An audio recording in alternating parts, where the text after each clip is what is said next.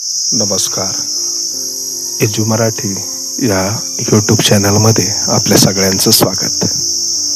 कालपासून टी व्हीवर एक बातमी येते, ती म्हणजे पिंपरी चिंचवडमध्ये एका विवाहितेने आत्महत्या केल्याची किंवा हत्येचा देखील त्यामध्ये तपास सुरू आहे. म्हणून जेव्हा सुन्न होतं, जेव्हा एक बाप मीडियासमोर रडत रडत सगळी कथा सांगतो, काय नाही दिलं त्या मुलीला, सर्व दिल्यानंतर सुद्धा जो काही अमानुष छळ ज्या काही गोष्टी झाल्यात त्या आपण सगळ्या टी व्हीवर बघतोच आहोत. विचार करायची गोष्ट आहे की ज्या बापाने, ज्या आईने ज्या मुलीला वाढवलं, ती मुलगी एका व्यक्तीशी लग्न करायचं ठरवते, तो व्यक्ती देखील तिला नाही तो त्रास देतो, तिचे 2 ठिकाणी लग्नही मोडतो. मग एका बापाजवळ कोणता मार्ग उरत नाही आणि तो त्या मुलीचे लग्न त्याच व्यक्तीशी लावून देतो. ही कथा जरी ऐकण्यासाठी वाटली तर यामध्ये मुलीचा रोलही मोठा आहे. आजकाल सुशिक्षित मुली किंवा बाहेर असणाऱ्या मुली ह्या स्वातंत्र्य आहे किंवा आपण वैचारिक स्वातंत्र्य आहे, सर्व गोष्टी आहे, याचा वापर करून मनाने निर्णय घेण्याच्या ज्या प्रक्रिया आजकाल अवलंबत आहेत त्या खरंच विचार करायला भाग पाडणाऱ्या आहेत.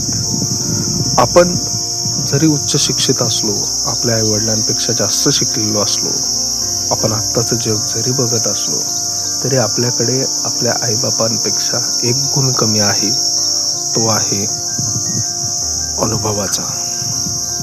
कदाचित हा व्हिडिओ काही मुलींना किंवा महिलांना पुरुषी मानसिकतेतून बनवलेला आहे असं वाटेल.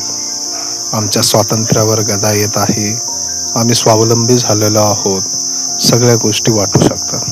परंतु लग्न हा मोठा निर्णय आहे आणि तो आपण सर्वसंमतीनेच घ्यायला हवा. असं पालकांना हातबल करून हा निर्णय होता कामा नये याची काळजी आपणही घ्यायला हवी. आज कोणतेच पालक असे नाहीत की ज्यांना वाटतं की आपल्या मुलीचं काहीतरी वाईट व्हावं. ते चांगल्याच घरी देण्याचा प्रयत्न करतात, परंतु मुलींनी देखील अशा आभासी श्रीमंतीला भाळून न जाता जो सर्वसमावेशक विषय आहे तोच अंगीकारायला हवा.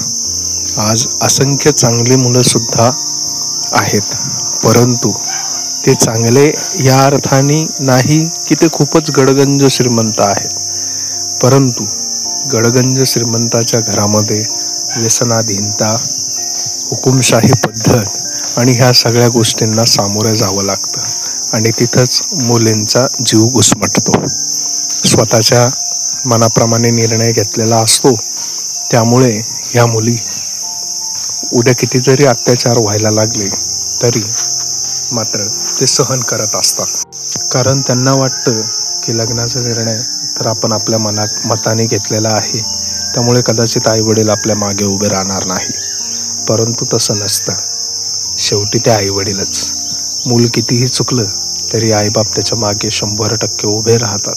परंतु कदाचित वेळ त्या प्रसंगी हातून निघून गेलेली असते. सर्व मिळजणांनी मिळून जर लग्नाचे निर्णय घेतलेत, ते जर एकमेकांवर लादले नाहीत, त्याचप्रमाणे आईवडिलांच्याही काही गोष्टी त्यांनीही बघणं गरजेचं आहे. निर्णय लादता कामा नये. सर्वसमावेशक, सर्व चर्चेअंती निर्णय घ्या. सगळ्याच बोटं तुपात राहतील याचीही शाश्वती नाही आणि ती नसायलाही नको. काहीतरी गोष्ट नसली की ती मिळवण्याची जिद्द असते आणि जर सगळ्याच गोष्टी असतील तर जिद्द संपते आणि मग त्या ठिकाणी अशा गोष्टींना खतपाणी मिळते. त्याचमुळे हा व्हिडिओ एकच सांगून जातो, तो म्हणजे सुशिक्षितांनी थोडं अडाणीपणाने वागणं कधीही चांगलं. धन्यवाद. व्हिडिओ आवडला असेल तर पुढे फॉरवर्ड करा आणि जर व्हिडिओमध्ये काही गोष्टी तुम्हाला खटकल्या असतील तर त्या अवश्य कमेंट बॉक्समध्ये लिहा, जेणेकरून लोकांचं काय म्हणणं आहे ते तरी आपल्याला कळेल.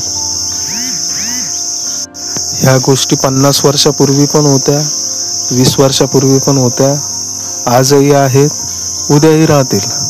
परंतु कुठेतरी यावर बोलणं गरजेचं आहे. आधीच्या काळी बोलत नव्हते लोक. सामाजिक प्रेशर वाढत चाललंय.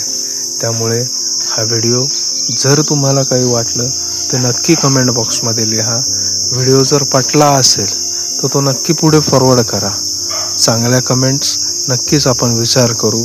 मी पुन्हा एकदा सांगतो, सर्व ताईंना, मातांना एकच कळकळीची विनंती आहे, हा व्हिडिओ कोणत्याही पुरुषी मानसिकतेतून बनलेला नाही.